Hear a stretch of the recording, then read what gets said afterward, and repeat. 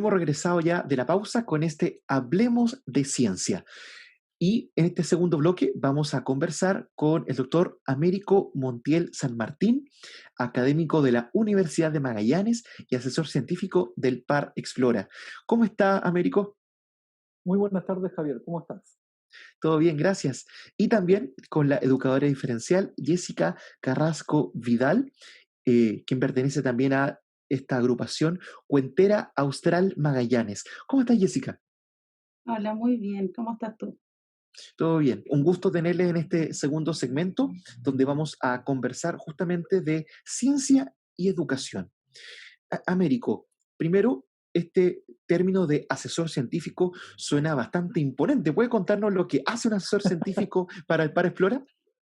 Bueno, sí, digamos, no solamente suena imponente, sino que también es importante, ya que tal como existe un par explora en cada una de las regiones, y cada uno de esos está organizado con un director y un codirector, también existe un asesor científico en cada uno de esos pares.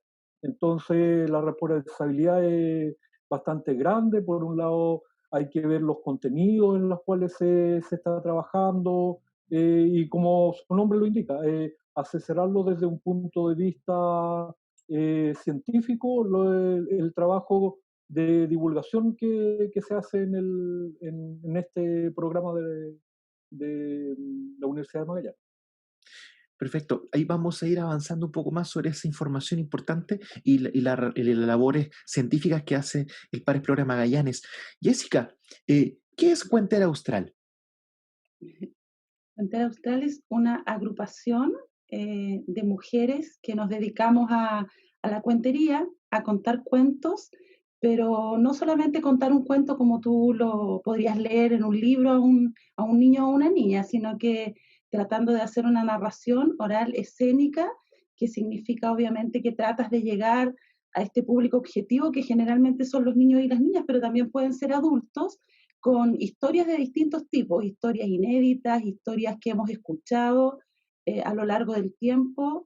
Es como profesionalizar esto de la tía o el tío que en una reunión familiar contaba historias entretenidas, algo así.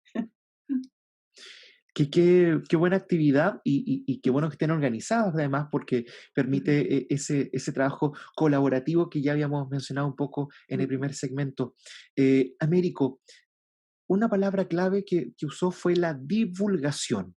Eh, ¿Cómo ha sido este proceso de los científicos y científicas de divulgar lo que hacen y salir quizás de ese mito de la persona que está en un laboratorio, que es muy seria? Cuéntanos de eso, por favor. Bueno, el tema es bastante amplio. Nosotros en el programa hicimos incluso una capacitación para poder aprender lo que es la divulgación científica. No es un tema sencillo. Se ve como algo muy simple, pero cuando uno se va revisa el concepto, no es algo tan sencillo de realizar.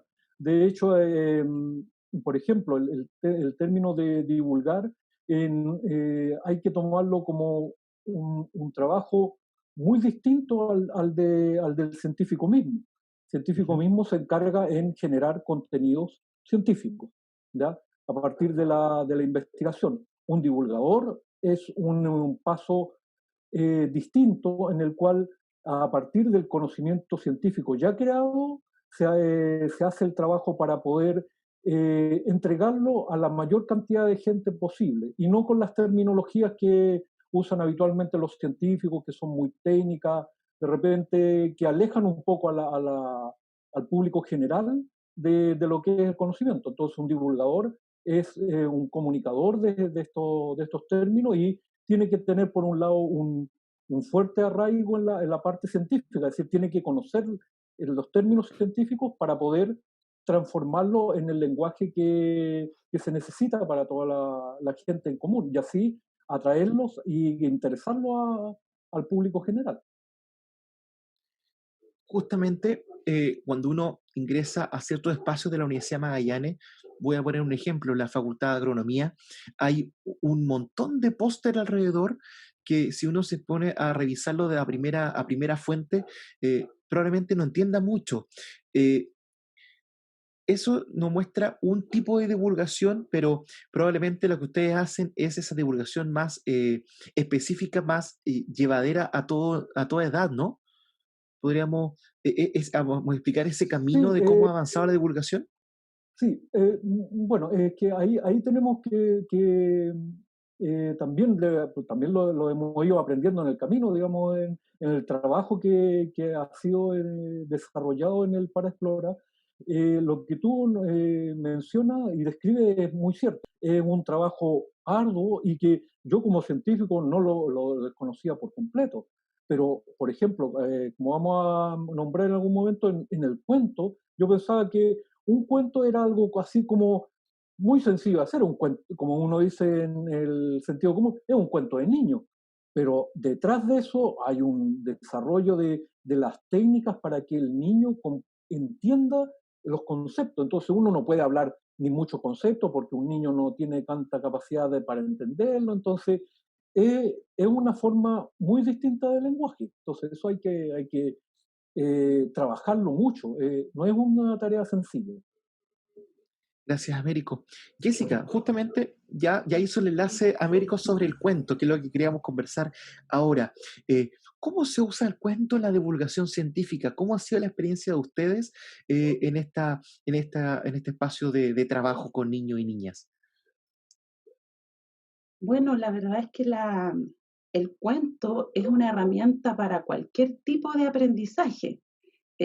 Puedes enseñar un valor a través de un cuento, puedes simplemente divertir o entretener a través de un cuento y también puedes hacer divulgación de diferente tipo, puedes generar aprendizajes. En realidad esto es a toda escala, desde los niños y niñas más pequeños y pequeñas hasta nosotros los adultos. Y también, por supuesto, puedes hacer divulgación científica a través de un cuento, porque en definitiva lo que tú haces cuando ya sea escribes o narras un cuento, lo que estás haciendo es llevar a las personas, a tu público objetivo, lo estás llevando a un mundo donde obviamente hay entretención, hay diversión, pero también hay conocimiento, porque independiente que estés contando una historia fantástica, donde a lo mejor no estás pretendiendo un aprendizaje, pero los estás llevando a un mundo donde esa persona va a crear en su imaginación su propia perspectiva de la historia que tú le estás contando y por supuesto que va a obtener un conocimiento. Así que es una herramienta pero tremendamente importante y por lo menos en lo que se refiere a la primera infancia, que es el área donde yo trabajo, tú creas un tremendo impacto a través de los cuentos y las historias. Es una tremenda estrategia metodológica que se sigue usando en las aulas y que por supuesto también lo podemos usar en la vida diaria y obviamente la divulgación de la ciencia también. Y tú como educadora en particular, eh, ¿cómo puede ser o has probado otras experiencias de divulgación o de aprendizaje? ¿Y por qué podría ser el cuento la herramienta quizás una de las más apropiadas, y la que más te gusta al parecer, para poder llevar adelante este tipo de saberes? Claro, tienes un montón de estrategias que puedes utilizar. De hecho, yo vengo ya varios años trabajando con el Par Explora Magallanes y hemos hecho distintos tipos de cosas, desde llevar a los niños y a las niñas a parques, a exploraciones, a distintos tipos de excursiones. Puedes permitir que los niños y las niñas experimenten con distintos tipos de materiales, no solamente el típico experimento que uno conoce, sino que a través de juegos, a través de un montón de visitas educativas, tienes un montón de herramientas, pero para mí el cuento es crear un mundo para el niño y la niña, porque finalmente es lo que para ellos es innato. Así como el juego es innato a la primera infancia, el inventar historias también lo es y el escuchar historias. Por eso desde niños y desde niñas nos cuentan cuentos, porque la imaginación de los niños y de las niñas es tremenda. Eh, tú le puedes plantear cualquier tipo de mundo o de universo y ellos inmediatamente se meten en esa historia y la creen y la comparten y la viven y lo lindo de la narración oral, a diferencia de otras técnicas, voy a aprovechar de hacerle propaganda a nuestra agrupación, lo lindo Por que supuesto. nosotras hacemos es que no mostramos un cuento necesariamente con la idea que yo tengo del personaje, del ambiente físico o de los acontecimientos, sino que nosotras hablamos y cada oyente se crea en su imaginación su propio mundo, su propio ambiente, su propio personaje. Así que eso lo encuentro muy entretenido de la narración. Por lo tanto, para tratar temas científicos es pero totalmente idóneo ocupar esta estrategia porque en el fondo estás tomando algo que los niños y las niñas hacen de manera innata y les estás a través de eso compartiendo ciertos contenidos y conocimientos y eso resulta ser muy entretenido para ellos, para ellas y también para uno. Gracias, Jessica. Américo, para ti como asesor y como científico, ¿han podido ver también estas experiencias de divulgación a través del cuento u otras técnicas? ¿Cómo los niños y las niñas reciben esa información que, como bien decía, tuvieron que también recodificar para que sea accesible para toda edad? ¿Has visto esa experiencia? Sí, bueno, hemos estado trabajando con Jessica bastante fuerte en la generación de una experiencia y el hecho ya de la planificación ya nos lleva a preguntarnos primero cuáles son las cosas que les llaman la atención a los niños. Si planeamos un cuento, tenemos que ver nuestro público objetivo y en ese público objetivo empezamos a aprender lo que a ellos les interesa. Entonces ya tenemos una primera aproximación para ellos y de ahí empezamos a construir y cómo inculcarles los valores científicos, el conocimiento que queremos transmitir, la importancia de la iniciativa, de la planificación. Ahí estamos trabajando en uno de esos y es una experiencia bastante motivadora porque en el fondo, en la experiencia que estamos trabajando, la idea es generar los nuevos científicos que van a estar de aquí en el 2030, ¿ya? Porque los niños que le estamos entregando conocimiento ahora quizás se van a interesar en ciencia y van a empezar a trabajar en el futuro. Entonces, es hacer una divulgación con contenido y con miras a generar los profesionales que necesita obviamente el país y la ciencia mundial en estos momentos. Y Américo, sobre eso mismo, ¿has podido ya vislumbrar algún futuro, alguna futura científico o científica entre esos pequeños en los espacios que se ha hecho ya la divulgación? Directamente no, digamos, porque como asesor científico estoy como entre bambalinas, ya, Claro. y la persona que está realmente adelante es Jessica, ¿cómo se llama? Catherine, que están adelante en esa actividad, digamos, como la primera línea, por decirlo de cierta forma, ¿ya? En- Educativa. Entonces aprovecho de hacer la pregunta a Jessica. Ya lo que mencionó Américo, la misma pregunta para ti. ¿Has podido ya vislumbrar personas niños, niñas que sientes que como que se le ilumina el rostro con la ciencia, que tienen ganas de seguir esa línea como un proceso vocacional? Te diría sin temor a equivocarme que todos y todas, porque no hay una etapa más rica en cuanto a la curiosidad, a la necesidad, ni siquiera es un deseo o una inquietud, es una necesidad profunda del niño y de la niña indagar, curiosear, preguntar. Tú no puedes llevar un grupo de niños y niñas al patio sin que se tiren al suelo y tomen la tierra. Eso va a pasar sí o sí, que investiguen, que levanten las piedras, que te cuenten que encontraron un bichito, un gusano, que la planta, que toquen la hoja, etcétera, etcétera, etcétera. Por lo tanto, yo te podría decir sin pero ningún temor a equivocarme que todos y todas nuestros niños y niñas son potenciales científicos en el futuro. Ahora, lo que ocurre después, a veces, tristemente, a través de nuestro sistema tan estructurado que tenemos, es que eso lamentablemente se va perdiendo. Pero nosotros como educadores y educadoras tenemos la misión de que eso no ocurra y tratar de evitar al máximo que la escolarización de nuestros pequeños y pequeñas termine finalmente aplastando o haciendo dormir esa capacidad innata que ellos tienen. La idea es tomar eso, que es algo intrínseco a la personalidad de un niño o de una niña, y utilizarlo. Por eso creo, y sigo insistiendo, que los cuentos son una herramienta tan linda, porque en el fondo lo que hacemos es tomar algo que ellos ya tienen y nosotros nos metemos, nosotros y nosotras nos metemos en su mundo, no los traemos al mundo de nosotros, los adultos, sino que vamos al mundo de ellos y de ellas. Y a partir de sus propias experiencias vamos generando aprendizajes, contenidos, motivación, interés. Es nuestra misión como educadores y educadoras que eso no se pierda. Y entrando en el mundo de los niños y de las niñas, ¿cuáles son las cosas que más les llaman la atención a ellos y a ellas? Yo me acuerdo que cuando era pequeño, justo me tocó a mí la época que salió Jurassic Park. Entonces andábamos todos con dinosaurios. Pero Claro. en el caso de los niños actuales, ¿cuáles son sus intereses? Yo Por diría, ejemplo, perdón, disculpa, aparte los dos. Ambos, no hay era la problema. pregunta abierta. Ya, adelante, Primero, mira. Dale. Jessica. No, Jessica, adelante. Ya, yo diría Jessica, que ya. todo lo que ellos y ellas ven les llama la atención. Lo que pasa es que somos los adultos los que de pronto encasillamos.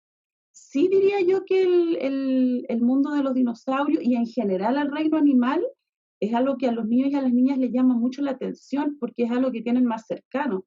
Pero la verdad es que somos los educadores y las educadoras los que estamos encargados de sumergirlos a ellos en distintos mundos, porque finalmente si yo siempre le estoy mostrando, y esta es una experiencia que me gustaría compartir brevemente, hace un par de años atrás, nosotras, me refiero a mí como educadora y a la persona que me acompañaba en ese momento, mi técnico, descubrimos que nuestros niños y niñas tenían mucho conocimiento sobre animales y especies foráneas. Ellos te conocían perfectamente una jirafa y sabían que era una jirafa, pero sin embargo tú les mostrabas alguna especie de fauna nativa de la región y no la conocían o la confundían con otro que habían visto en el Disney Channel o no sé dónde. Entonces nos dimos cuenta que cuando comenzamos a sumergirlos en este mundo de la fauna nativa regional, a contarle cuentos, por ejemplo, donde los personajes eran animales de nuestra fauna, los niños y las niñas respondieron inmediatamente y los empezaron a conocer, empezaron a crear su propia historia y surgió de eso un proyecto maravilloso. Entonces, ellos les llama la atención todo lo que tú le presentes. Lo que pasa es que a veces somos nosotros y nosotras que los encasillamos mucho en los mismos temas y no salimos de ahí. Esa es Jessica. Américo también quería responder. Sí, hay colgando un poco de la respuesta de Jessica eh, y lo que ha comentado, digamos, dentro de esta idea de la educación que tenemos en el país, hay muchos aspectos que la parte regional se deja de lado. ¿Ya? Nosotros hemos luchado por mucho tiempo y trabajado fuertemente con todos los sistemas para poder inculcar los aspectos, por ejemplo, como la Antártica. ¿Ya? Que eso normalmente en la idea curricular no está. No está en los libros de texto de primer ciclo, de segundo ciclo, y después tenemos que tener una imagen territorial y esperamos que la gente se apropie de esos conocimientos cuando desde pequeño no tenemos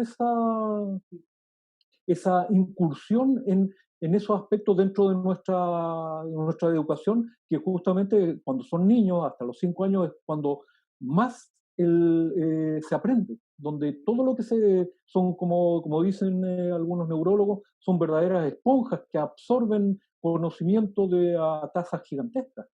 ¿Ya? Entonces, eso es una cosa importante que es importante de destacar de lo que dice Jessica.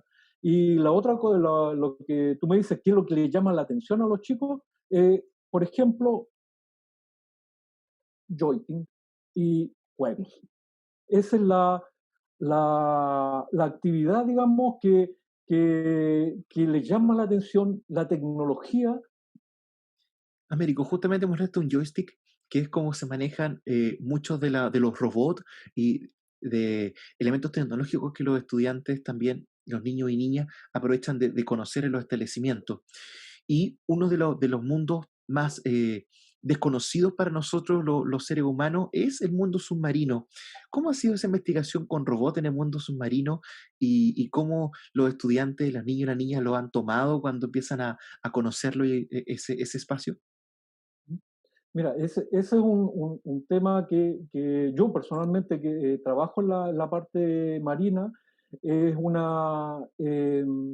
trabajo bastante arduo porque el ser humano, imagínate, ha evolucionado todos sus sistemas cognitivos, oído, vista, eh, la piel, todo sistema que interactúa con el medio está evolucionado para el sistema del aire, de la atmósfera. Ya entrar al agua ya implica estar en un sistema que no es el cual nosotros evolucionamos. Sin embargo, ya desde épocas inmemoriales, digamos, el ser humano le ha interesado esa cosa de lo desconocido. Entonces se ha ido metiendo al mar desde siempre para conseguir alimento, para explorar, etcétera, etcétera. ¿Ya? Entonces, la curiosidad a lo desconocido es súper importante. ¿Ya? Ahora, cuando llegamos al momento de hacer divulgación de eso y cómo mezclamos con tecnología, también es otro tema fascinante porque a los chicos les gusta mucho la tecnología, quieren aprender y por eso empezamos con el Par Explora, tuvimos la idea de tener una actividad regional e introdujimos esta idea de los drones submarinos para poder divulgarlos. Ahora, si me permite, voy a mostrar un modelo que compramos en Explora para poder desarrollarlo. ¿Ya? Este es un mini drone submarino. ¿Ya? Entonces, este cuenta con 5 motores, ¿ya? Tiene la posibilidad de conectarlo y por medio de este joystick que yo te mostraba, que está acá, ¿ya? Nosotros Ujú. lo podemos manejar. ¿Ya? Entonces, ¿cuál es la idea de esto? Es que los niños, mientras a más temprana edad estén expuestos a este tipo de tecnología, en más temprana edad van a poder conocerla y después innovar en ella. ¿Ya? Es decir, a los chicos que lo hacemos, imagínate, a los 5 años, a los 10 años, están trabajando con esto, conociendo cómo se mueve, cuáles son las piezas, qué pasa si yo hago para adelante, por qué no se mueve tan rápido como uno lo ve en la pantalla, ¿me Ujú. entiendes? ¿Comprendes? Ya a los 15 ya está innovando, a los 20 ya está inventando nuevas formas de tecnología. Entonces, ese es el mundo que tenemos que diseñar para el futuro. Entonces, ese es un aspecto súper importante que estamos trabajando en el Para Explora para eso. Gracias, Américo. Y Jessica, ¿cómo se empieza a conocer esta tecnología en los más pequeños y pequeñas? Wow, la verdad es que la razón por la que estamos escribiendo un Ujú. cuento asociado a el rock es precisamente porque tra- tratamos de encontrar una estrategia que fuera más cercana a los pequeños y a las pequeñas, porque ¿cómo les explicas tú? Si bien es cierto, Américo tiene mucha razón en lo que dice, los niños de hoy en día, a los 2 años ya tú le pasas un celular y ya sabe que tienen que hacer esto. Entonces, ellos son mucho más cercanos a la tecnología de lo que fue nuestra generación. Pero creemos que meterlos en una historia donde, no puedo hacer spoiler, pero donde el rock tiene una importancia preponderante en esto que vamos contando, sin duda que va a hacer que ellos desde muy pequeños y pequeñas se puedan relacionar con este tipo de tecnologías, terminologías, ¿cierto? Le decía a Américo en algún momento que si no hubiera sido porque yo estoy escribiendo esto, probablemente nunca me hubiera enterado lo que era un rock. De hecho, no lo sabía. Para comenzar a escribir tuve que estudiar, aprender, me han ayudado harto enviándome videos, hemos hecho entrevistas, entonces eso ha hecho que yo, una persona adulta, joven, pero adulta, conozca recién a esta altura lo que es un rock. Mis niños y mis niñas lo van a saber a los 4 años. Así que eso es fascinante, la verdad. Muchas gracias, Jessica, por ese testimonio y, por supuesto, el trabajo que se está realizando en divulgación. Gracias, Américo, por esta asesoría que se está haciendo para poder llevar adelante esta información a las pequeñas y pequeños de todos los espacios educativos para que así el interés y las ganas por la ciencia se generen y se ordenen desde pequeño para poder avanzar en esta linda senda. Gracias por su participación, por su sintonía. Esto ha sido Hablemos de Ciencia a través de Radio Polar, un programa que realiza el PAR Explora Magallanes.